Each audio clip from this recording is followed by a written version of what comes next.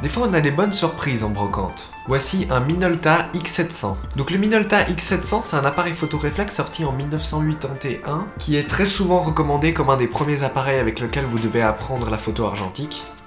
Je vais suivre cette ligne et vous recommander cet appareil pour débuter la photo argentique. Il a plusieurs particularités telles que la possibilité de l'utiliser en full manuel ou en full automatique. C'était un des premiers appareils à avoir un mode complètement automatique. Excluant la mise au point. La mise au point, elle, est toujours manuelle. La qualité de construction de l'appareil est relativement bonne. Alors c'est du plastique, mais c'est du bon plastique. L'appareil est plutôt compact, avec un bon poids. Il n'est pas trop lourd, mais il n'est pas léger non plus. Le viseur est grand et lumineux, c'est super facile de faire la mise au point avec. C'est aussi relativement pratique pour cadrer. Alors moi je l'ai trouvé en brocante avec dessus le 35-70 qui est un objectif, c'est l'objectif zoom de base avec une ouverture constante à 3.5.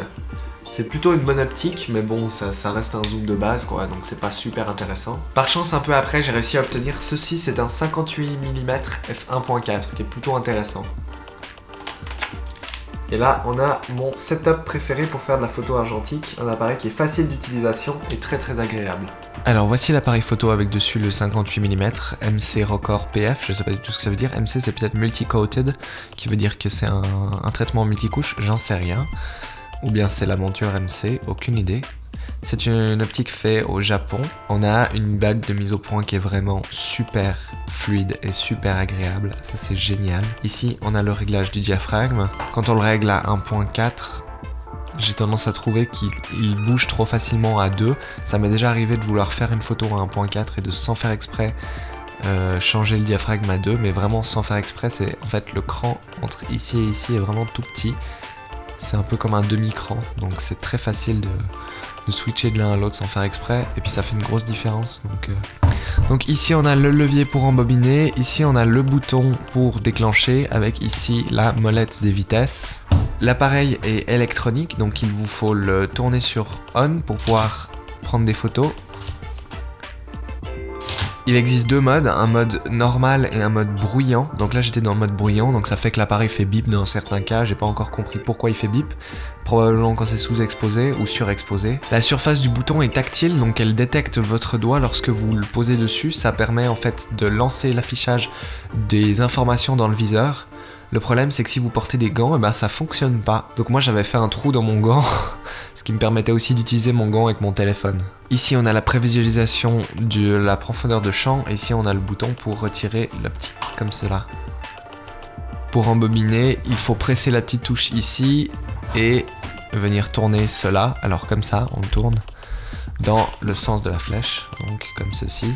Et une fois qu'on a fini de rembobiner, il suffit juste de... Et voilà. Le film donc il se met là et on vient le glisser comme ça dans les petits trucs blancs. Ici c'est très facile, après vous faites ça. Vous faites ça quelques fois. Et on a le compteur juste ici. Sur ce je vous laisse avec des tests d'images.